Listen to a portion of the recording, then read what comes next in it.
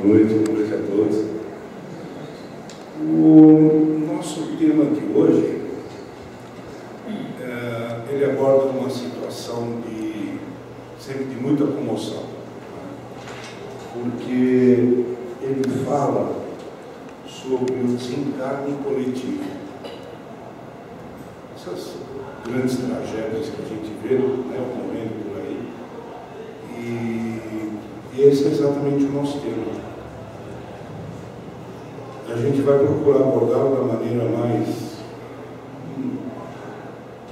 como assim dizer, mais real possível, né? E sem dúvida, em função de tudo aquilo que o Espiritismo traz para a gente de informação, para que a gente possa compreender melhor.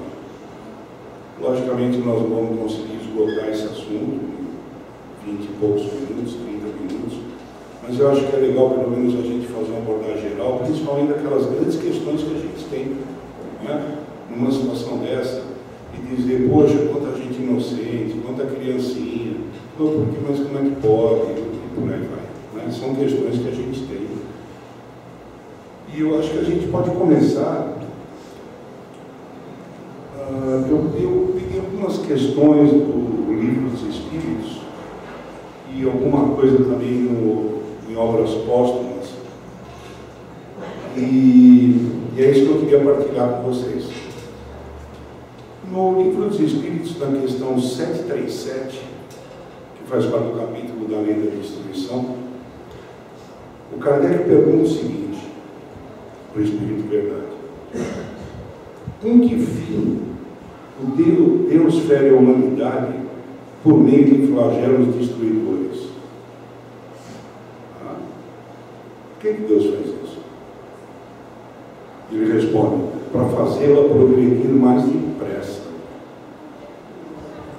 Já não dissemos ser a destruição uma necessidade para a regeneração moral dos espíritos, que em cada nova existência sobe um degrau na escala do aperfeiçoamento? Precisa que se veja o objetivo para que os resultados possam ser apreciados. E ele faz um comentário interessante aqui. Somente do vosso ponto de vista pessoal é que vocês apreciam isso.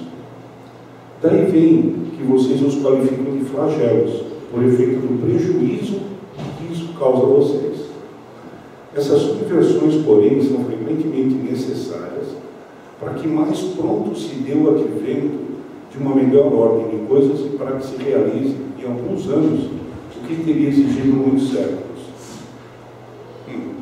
Parece duro, né? A gente não pode esquecer uma coisa muito interessante. A dor do nosso aprendizado, ela é do tamanho exato da nossa teimosia. Vamos traduzir isso. Quando a gente está doente e busca um médico, a gente piora, não piora. Aí vai no médico, o médico manda tomar remédio, a gente toma mais ou menos. O que acontece? Piora. Devia cuidar direito e não cuida. Depois de uma recaída, como é que é a recaída? Pior. E assim vai indo. O nosso aprendizado espiritual é exatamente a mesma coisa. Porque se a gente tem a oportunidade de corrigir coisas que a gente não vem fazendo direito, vem a oportunidade, a gente não faz. Aí vem uma de uma medida maior, e vem uma medida maior, até chegar ao ponto disso aqui, que talvez nem seja a última lição, vai depender da nossa teimosia. Então muitas vezes a gente reclama que sofre, mas a gente não trabalha o nosso orgulho. A gente continua sempre do jeito que a gente sempre foi. E não muda, e quer que o mundo mude. O mundo não vai mudar. O mundo vai continuar sendo o mundo. Quem tem que mudar somos nós. Ele faz uma outra pergunta, que é a 738. Para conseguir a melhoria da humanidade, Deus não podia empregar outros meios que não os flagelos destruidores? Ou seja, Deus só tem esse tipo de meio, não podia empregar outra coisa? É o que ele diz. Pode, e os emprega todos os dias, pois que deu a cada um os meios de progredir pelo conhecimento do bem e do mal. O homem, porém, não se aproveita desses meios. É o que a gente acabou de dizer. Necessário, portanto, se torna que seja castigado no seu orgulho e que se lhe faça sentir a sua fraqueza. Porque enquanto a gente não toma o tom, a gente continua batendo no peito. Não, vamos fazer. E as coisas vêm vindo, a gente não toma providência, vamos fazer, vamos.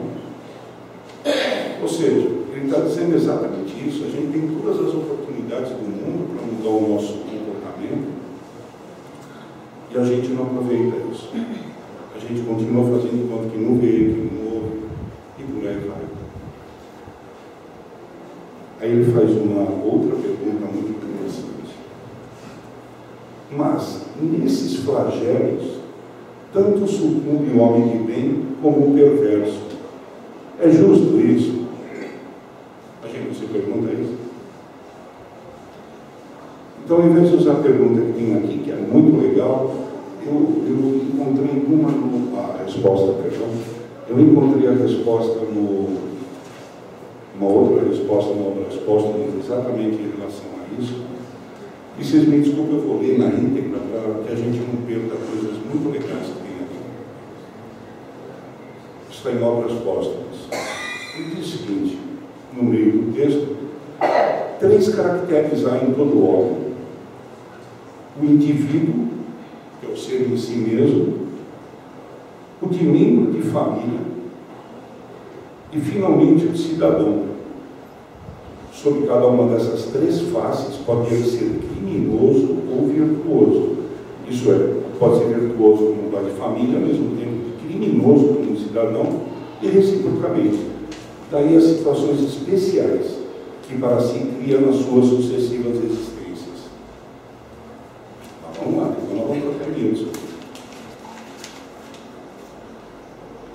Ele diz aqui o seguinte: dizeis que os infortúnios de ordem geral alcançam assim o inocente como o culpado.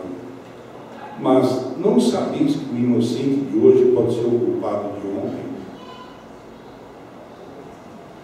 Quer ele seja atingido individualmente, quer coletivamente, é porque o mereceu.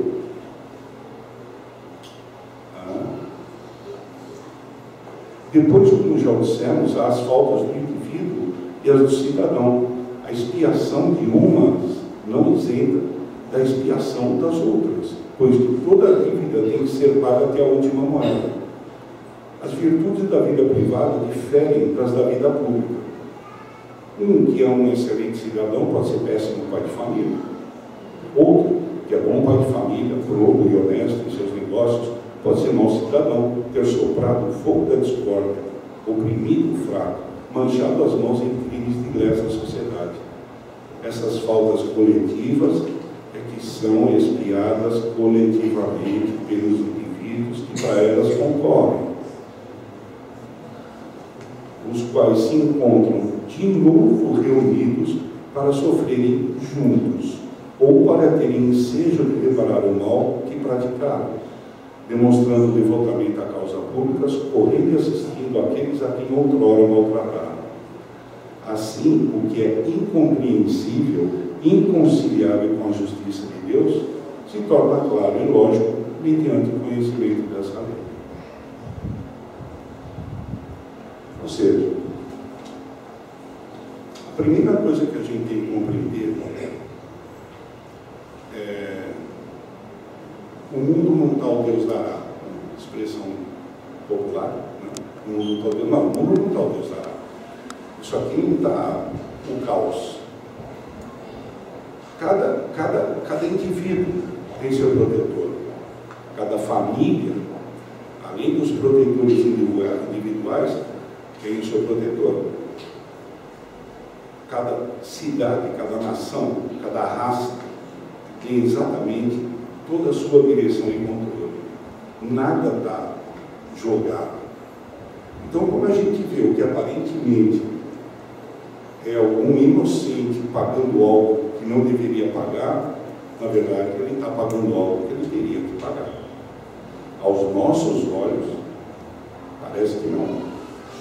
Mas quem conhece a história passada dessa pessoa, a gente não lembra nem da nossa. Vamos querer saber dos outros. Agora, se a gente não acredita que todo esse nosso mundo e cada um de nós tem o seu protetor de forma a nos conduzir da melhor forma possível, então, isso aqui virou caos. E não faz sentido a gente imaginar isso. Eu estava vendo um desses dias exatamente sobre esse texto, um mediador no encontro, e ele estava comentando exatamente isso. Parece que a gente vê as pessoas destinadas a esse tipo de fatalidade, parece que cada uma tem um sensorzinho de tal modo que todos eles se juntam. E porque se a gente imaginar acidente aéreo, se a gente imaginar tsunami, se a gente imaginar o incêndio na boate de Santa Rita, ninguém morreu ou se encarnou por acaso. Ninguém. Parece estranho a gente dizer isso, mas a gente vê lá, notadamente, nesse mais recente, tanto jovem, vai saber o que cada um deles precisava. Porque a gente não pode esquecer que é isso que ele diz, o nosso compromisso de passado. Vamos imaginar, como ele cita aqui, para a gente olhar e tentar organizar na nossa cabeça, que nós temos 3 papéis na sociedade. Um papel é a gente individualidade, é o indivíduo. O outro é o componente de uma família, a nossa micro-sociedade. E a outra é de cidadão, dentro do contexto de uma nação, de uma raça, seja lá o que for. Não salta aos nossos olhos hoje a gente vê nações subjugando outras nações. A gente diz, o que esse cara tinha que fazer lá? Ele vai lá, subjuga aquela nação e explora ela ao que é possível. Daqui 3, 4 séculos nós vamos ver uma desencarnação coletiva. Quem são? São eles. Que seleção maluca, se é que a gente pode dizer isso, Deus faz para colocar tanta gente sofredora na Etiópia. Passando fome, sede, uma miséria, sem o mínimo de dignidade de vida, aquelas pessoas estão vivendo. Deus está sendo injusto com elas. Não queremos dizer com isso que, então que se dane. Eles estão lá, tem que sofrer mesmo. Não é isso. O nosso papel é exatamente auxiliar cada um deles. Porque a melhor forma que as pessoas têm de mudar o seu comportamento é exatamente no momento que ela está num tremendo momento de dificuldade, alguém vem auxiliá-la. Não é assim? Aí ela fala, caramba, eu que sempre achei que isso aí era tudo bobagem, agora eu vejo quanto eu precisei e alguém me ajudou. E a melhor forma que a gente tem para ajudá-los a melhorar é ajudar. Não justifica o fato de dizer tudo bom. Todo mundo desencarnou, tudo bom. Tudo bom, não. Porque nós temos também muita responsabilidade na condição de coletividade, de cidadão. Por exemplo, certamente, dentro desse tema, vamos pegar o tema mais recente, desse incêndio, lá em Santa Maria. Ninguém desencarnou por acaso. Mas ficou uma lição terrível, não só para aqueles que desencanaram, como para aqueles que são responsáveis por aquilo, em todos os sentidos, não só os donos do local, mas quem devia fiscalizar, quem devia fazer o seu papel na sociedade não fez. Então, sempre tem uma grande serventia por isso. Quando a gente imaginar, por exemplo, um acidente aéreo que teve aqui em Congonhas, mudou um monte de coisa nas condições técnicas da pista, de controle, etc. E as pessoas que tiveram sua responsabilidade naquilo também tiveram uma missão terrível. Eu não gostaria de estar no lugar de nenhum deles, porque é um remorso danado. Eu nem imagino o tamanho da dor. Então, sempre fica uma grande lição num evento trágico, efetivamente trágico. Tem mais um ponto aqui muito legal.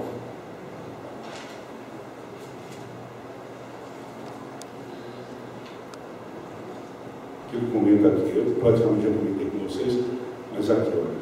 Não se pode duvidar de que haja famílias, cidades, nações, raças culpadas, porque dominadas por instintos de orgulho, de egoísmo, de ambição, de cupidez, enveredaram por mau caminho e fazem coletivamente o que um indivíduo faz insularamente. Por exemplo, uma família se enriquece à custa de outra, um povo subjuga outro povo, levando-lhe à desolação e à ruína. Uma raça se esforça por aniquilar outra raça. Essa é a razão porque há famílias, povos e raças sobre os quais desce a pena de Italião. Claro que a gente não vai aqui ficar dando exemplos, né? Notadamente do que a gente acha em relação a cada uma dessas situações, porque eu acho que é autoexplicativo. Não faria o menor sentido alguém sofrer algo que não deveria sofrer. Pontaria do ventilador da boa. Gostaria de citar para vocês aqui alguns exemplos que são experiências. Né? Uma delas, não pode deixar ser José. Alguém segura o papel. Tem aí, rapaz, o Luciano trabalhava com a gente na empresa, ele acabou mudando de empresa já há alguns anos, e na época ele namorava com uma moça já há bons anos, não me recordo exatamente, mas algo, sei lá, 6 anos, 8 anos. Ele acabou desmanchando esse namoro noivado em função de uma outra moça que eu vinha conhecendo, e aí ele falou que ele tinha me dito, que não sabia, porque ele estava em muita dúvida, que ele tinha conhecido uma moça assim, sabe? E essa moça foi esperá-lo lá na empresa num determinado dia. Na hora que eu vi a moça, eu falei, Luciano vai desmanchar uma moça. Parece que o semblante dela combinava com ele de uma forma impressionante. E assim foi, ele realmente desmanchou. E depois de talvez um ano, casou-se. Eles se casaram.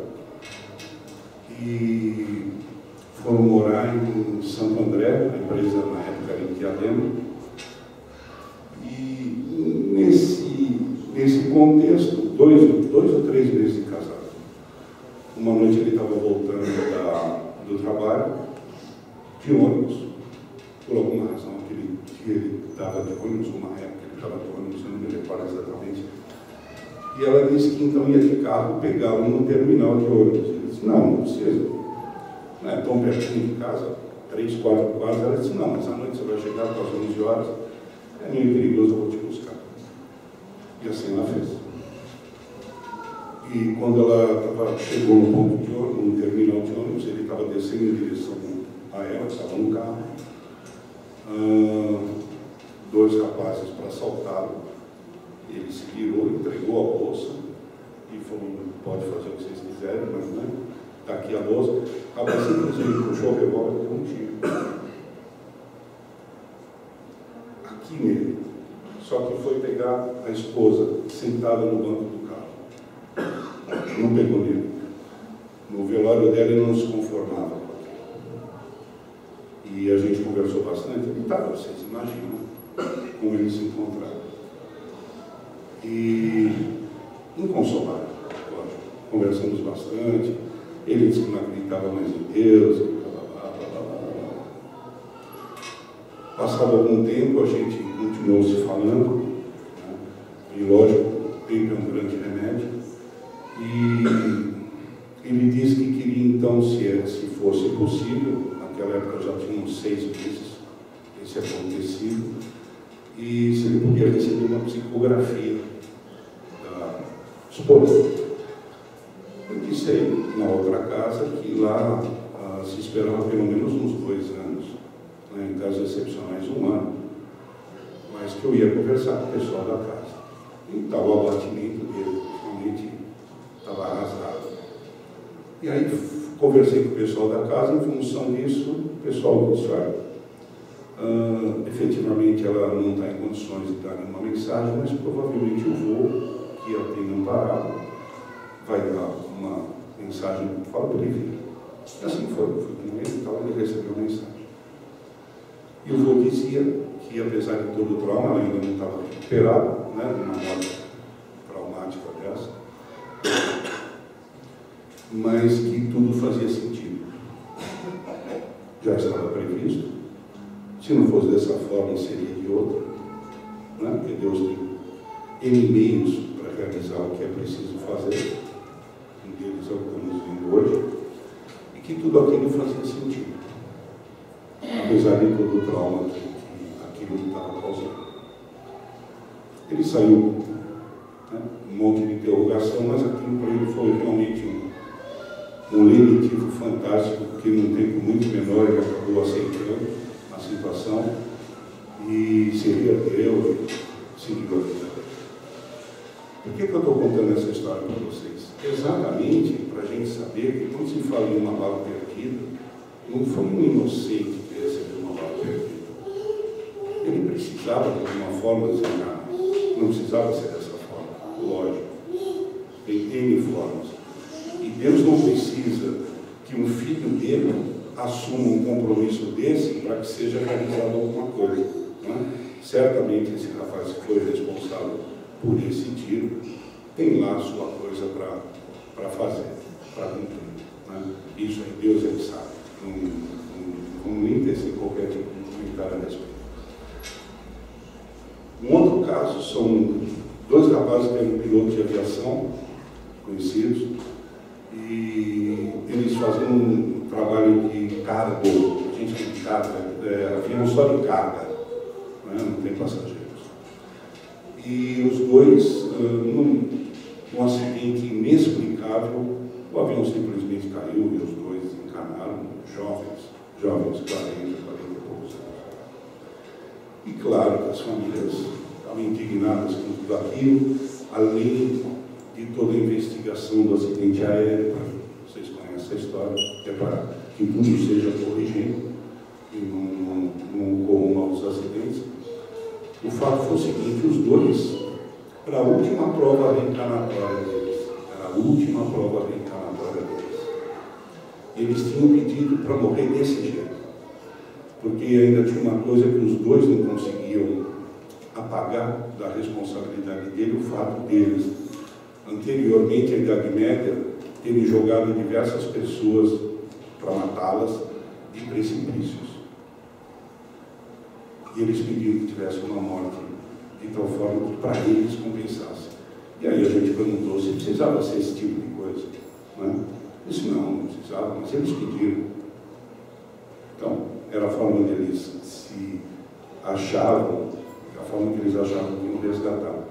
E um tempo depois a gente teve também notícia que eles estavam muito bem e com menos remorso daquilo tudo que haviam feito no passado. Por que eu estou contando essa história para vocês? São histórias que a gente, fora outras, incêndio do Joelma, que talvez os mais jovens nem saibam o que é isso, mas os mais velhos sabem do que estamos falando. A gente teve a oportunidade de atender em reuniões mediúnicas próximo daquela ocasião, próximo, mas ainda bastante tempo depois, para o efeito de atendimento era ainda traumático, era bastante tempo. Mas também atendido depois que todos eles tinham compreendido efetivamente o motivo daquilo tudo. Eles eram ainda da época da fogueira, dos cristãos, e era uma forma que eles tinham pedido para resgatar aquilo que eles haviam feito de errado na época. Ou seja, vocês estão muito sérios. Na verdade, o assunto efetivamente sério, mas eu acho que não é para a gente, não é traumático. Eu acho que isso vale, é isso que eu estou tentando passar para vocês. Tudo que acontece não é por acaso. Tudo tem uma explicação, tudo tem uma razão de ser. A grande maioria das vezes, está muito fora da nossa compreensão. Muito fora. Não é? Então a gente muitas vezes fica indignado, a gente fica revoltado, a gente às vezes até pensa em fazer justiça. Até não pode, mas gostaria, se tivesse oportunidade, etc. Então é aí que a gente tem que, sabe, acalmar e ver que tudo isso faz sentido. Nada está perdido, nada é por acaso. E essa é a mensagem que eu estou tentando passar para vocês. Agora, tudo isso a gente pode evitar. Por mais que eu tenha que fazer um resgate desse tipo, eu posso evitar. A introdução que a Soninha fez hoje é exatamente isso, é o nosso caminho evolutivo, é o aprendizado que a gente tem que fazer. E se a gente está fazendo um trabalho nesse sentido, a história não precisa ser essa. Esse remédio só vem quando a gente continua sendo teimoso em não fazer a coisa como deve fazer. É só um remédio. E posso apostar que uma boa parte deles ainda não vai ser o último. Porque a gente é assim, a gente é teimoso. E aí vem uma missão cada vez mais difícil que a outra. Mas a gente pode, se a gente parar um pouquinho, pensar e agir, a gente constrói um mundo muito melhor, sempre melhor. Tem aquela passagem do Chico, ele diz, a gente não pode mudar o passado, não podemos construir um futuro muito mais bonito a partir de hoje. Então, para isso, eu separei para vocês, eu queria partilhar com vocês um texto do Emmanuel, que se chama Remuneração Espiritual, é do livro Perante Jesus. E para ver que é exatamente isso. A partir do momento que a gente está trabalhando na nossa evolução, a gente não precisa passar esse tipo de coisa. E não vai passar esse tipo de coisa. Esse aqui eu vou tentar resumir uma história muito rápida, acho que eu já contei para vocês. Tinha um espírito que durante muitos anos foi diretor da federação, chegou a ser presidente, não sei, muito tempo, 30, 40 anos no espiritismo. E quando ele desencarnou, ele teve a grande surpresa de que ele estava numa situação muito ruim. E ele revoltado. Durou alguns anos até que ele começou a baixar a bola e pediu para o protetor veio falar com ele e disse, olha, está bem, você sabe quanto eu trabalhei nisso, trabalhei aqui, trabalhei lá, e a situação que eu estou, ele falou, é verdade, você trabalhou? Então, você trabalhou porque eu estou aqui. Ele disse, você trabalhou, mas não serviu. O servir é o trabalho feito de coração. Essa é a diferença. Essa é a diferença. E nesse texto aqui, o Emmanuel fala exatamente isso. Eu queria compartilhar aqui com vocês. Eu não vou ler tudo, porque o texto é meio grande, mas chama-se Remuneração Espiritual, e o versículo da segunda carta de Paulo ao Timóteo, que ele diz o seguinte, o lavrador que trabalha deve ser o primeiro a gozar dos frutos. Então ele diz, além do salário amoedado que a gente recebe, o trabalho se faz invariavelmente seguido de remuneração espiritual respectiva, da qual salientamos alguns dos itens mais significativos. Por exemplo, acende a luz da experiência, ensina-nos a conhecer as dificuldades e problemas do próximo, induzindo-nos por isso mesmo a respeitá-los, promove a autoeducação, desenvolve a criatividade e a noção de valor do tempo, imuniza contra os perigos da aventura e do tédio, estabelece apreço em nossa área de ação, dilata o entendimento, amplia-nos o campo das relações afetivas, atrai simpatia e colaboração, extingue a pouco e pouco as tendências inferiores que ainda estejamos trazendo de existências passadas. Legal. E aí o mais importante. Quando o trabalho, no entanto, se transforma em prazer de servir, essa é a diferença do trabalho e servir, surge o ponto mais importante da remuneração espiritual. Toda vez que a justiça divina nos procura no endereço exato para a execução das sentenças que lavramos contra nós próprios, ou seja, toda a bobagem que a gente fez no passado, e é o momento da gente pagar por isso, segundo as leis de causa e efeito, se nos encontra em serviço ao próximo, olha só, se nos encontra em serviço ao próximo, manda a divina misericórdia que a execução seja suspensa por tempo indeterminado.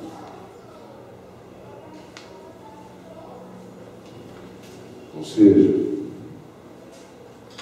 nós não precisamos passar por dor, sofrimento, catástrofes, e seja lá o que for. Se a gente trabalhar e servir, Deus não põe a gente para uma experiência dolorosa porque Ele é sádico, quer ver a gente sofrer. Ele não faz isso. Nós é que causamos isso. E Ele vai dando remédio à medida que a gente vai precisando. Porque qual é o objetivo? O objetivo é que a gente entenda que é para andar por aqui, ó. Só isso. Ora, se eu fiz bobagem lá, eu me vejo e falo, olha, eu estou em casa, poxa, até difícil, aleluia, glória. Pronto, segura um pouco isso aí. Vamos ver como é que ele anda. Não é? E eu, ao permanecer nesse bom caminho, é a forma que eu resgatei aquilo. Eu posso resgatar aquilo de milhões de maneiras. Não é? Pedro fala isso na carta dele, que o amor cobre uma multidão de pecados. E é isso. A gente não precisa, não existe a lei de Italião. Não é? Jesus falou, antes vocês sabem, não era olho por olho, dente por dente, agora tem para vocês não. Perdoa o inimigo, ou seja, nós não precisamos sofrer para pagar aquilo. Basta a gente fazer as coisas com amor, com carinho e tocar a bola para frente. É isso, é só isso. Nada mais do que isso. Então, eu acho que, como resumo disso que a gente busca abordar hoje, lógico, tem muito mais coisas de detalhes, vocês certamente têm também algumas questões. É um assunto muito rico, né, para a gente explorar como aprendizado, mas até passei do tempo. Mas o mais legal, eu acho que é isso, a mensagem, né, que eu acho que é isso que o Damiano buscou quando ele colocou esse termo para a gente aqui comentar, é exatamente isso. Tudo tem explicação, nada é por acaso, e a gente não precisa sofrer nada, basta fazer o bem. Só isso. Boa semana para todos vocês.